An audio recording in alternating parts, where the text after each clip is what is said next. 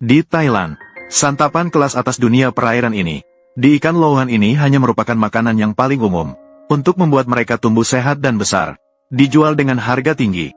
Pekerja perlu sering bekerja di aliran sungai berlumpur, menggunakan jaring khusus untuk menangkap cacing darah yang tercampur kotoran dengan tepat. Setelah dibungkus dalam kantong jaring, segera dikirim kembali ke tempat pemeliharaan. Cacing darah yang bercampur banyak kotoran ini tidak bisa langsung diberikan kepada ikan louhan. Pekerja meletakkan kantong jaring di kolam air bersih untuk direndam. Setelah cacing darah kembali bertenaga, dipicu oleh naluri bertahan hidup, mereka mulai keluar dari celah jaring. Saat itu, cukup dengan mengusap permukaan kantong jaring secara manual, maka dapat dengan mudah mengumpulkan cacing hidup yang bersih. Sambil mereka masih segar, harus segera memberikan ikan louhan satu gigitan. Ikan louhan menunjukkan, di mulutnya ingin sekali, tubuhnya tidak tahan. Cacing darah di alam liar membawa banyak bakteri dan virus. Umumnya perlu melalui proses sterilisasi sebelum dapat dimakan. Kemudian pekerja akan memasukkannya ke dalam kotak, melakukan penyimpanan beku untuk digunakan kapan saja. Selama seluruh masa anakan ikan louhan kecil dapat menikmati sumber protein yang lezat ini. Pemilihan putaran pertama yang menentukan sisa hidup mereka telah dimulai. Ikan louhan tumbuh hingga 4 atau 5 cm. Pertumbuhan di kepala pun mulai berkembang. Tentu saja, beberapa varietas akan berkembang sedikit lebih lambat. Pekerja menilai berdasarkan pengalaman. Memilih ikan berpotensi yang sudah mulai mengalami pertumbuhan jenong, memindahkannya ke dalam wadah yang terpisah. Memberi makan 3 hingga 4 kali sehari.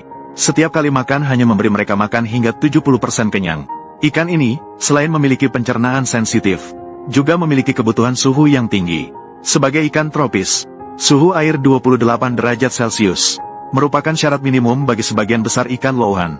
Oleh karena itu, di daerah dingin, orang yang enggan mengeluarkan biaya listrik sebaiknya tidak memelihara. Penggunaan daya pemanas bisa menjadi pengeluaran yang cukup besar. Jika tidak, tanpa suhu air yang sesuai, estetika juga akan sangat menurun. Selalu menyusut lebih baik memelihara ikan louhan.